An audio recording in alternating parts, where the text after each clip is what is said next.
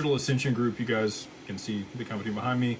I'm the principal there, and really over the long term, right now our main focus is family office, wealth management, private client services for people that have large allocations to digital assets.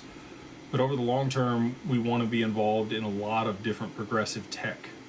So whether that's AI or space or quantum or robotics, there's a bunch of different technologies that are going to be converging. I've talked about this book before, but if you haven't read The Future is Faster Than You Think, I would highly recommend that book, just so that you can understand the different things that were really on the precipice of adoption as early as 2018. We're here 8 years later in 2026, and we're starting to see regulation around all these things.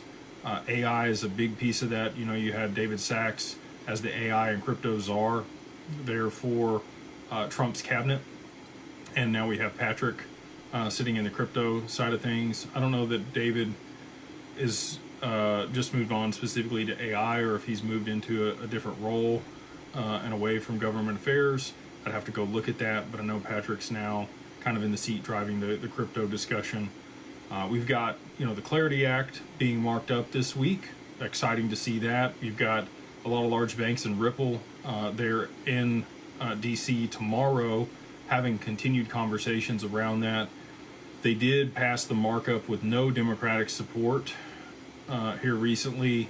So unless they do get some Democratic support there in the Senate, I think it's highly unlikely that you're going to see the Clarity Act passed in the short term.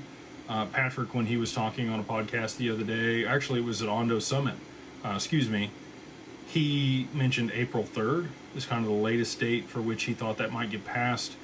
With midterms coming up, I really don't know. If they aren't able to get traction with the way that it's currently written, it may take much longer for that to get passed through as the focus shifts to midterms. And if the Democrats do win enough votes in either the House or the Senate, I do think it's probably going to get much more difficult for the Clarity Act to get passed as it's written. And I do think that there's a possibility that it'll get segregated. I think that the DeFi component of that may get stripped out and voted on later through a separate bill. And you might see just the Clarity Act around the CN, big deal. You've got Russia continuing to remove people from that region in anticipation of conflict escalating. Airspace and other things have been shut down. Lloyd's of London has increased the cost of insurance to move through the Strait of Hormuz. If that strait gets shut down, well, I shouldn't say if, I think when that strait gets shut down, you are going to see escalating oil prices there in